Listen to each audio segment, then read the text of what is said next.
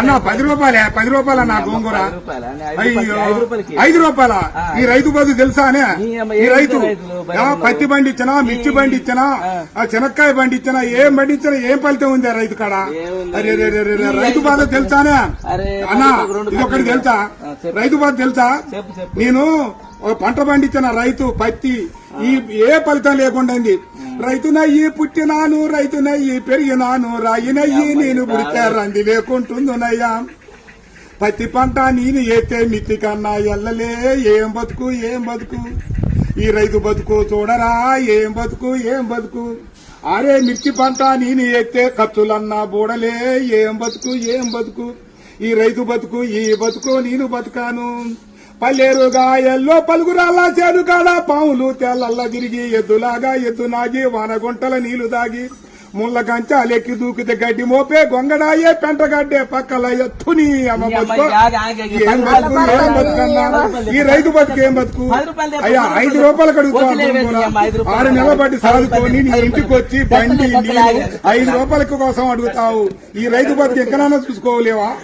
అయ్యో అన్న 10 రూపాయలే 10 రూపాయల నా గోంగూర అయ్యో 5 రూపాయల ఈ రైతు బదులు తెలుసా అనే ఈ రైతు పత్తి బండి ఇచ్చినా మిర్చి బండి ఇచ్చినా శనక్కాయ బండి ఇచ్చినా ఏం బండి ఇచ్చినా ఏం ఫలితం ఉంది ఆ రైతు కాడ అరే రైతు బాధ తెలుసానే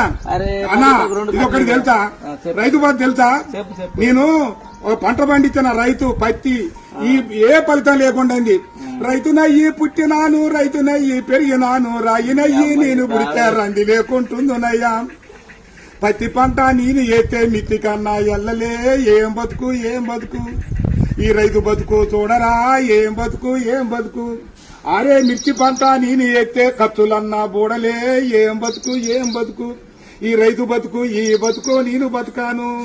పల్లెరుగా ఎల్లో పలుగురాల చేను కాడ పాములు తెల్లల్లా తిరిగి ఎద్దులాగా ఎద్దు నాగి వానగుంటల నీళ్లు దాగి ముళ్ళ కంచాలెక్కి దూకితే గడ్డి మోపే గొంగడాయే పెంటగడ్డే పక్కల ఎత్తుని అమ్మ బతుకు ఏం బతుకు ఏం బతుకన్నా ఈ రైతు బతుకు ఏం బతుకు అయ్యా 5 రూపాయలకు అడుగుతావు 6 నెలల బట్టి సాదుకొని నీ ఇంటికి వచ్చి బండి 5 రూపాయల కోసం అడుగుతావు ఈ రైతు బతుకు ఎక్కడైనా చూసుకోలేవా అయ్యో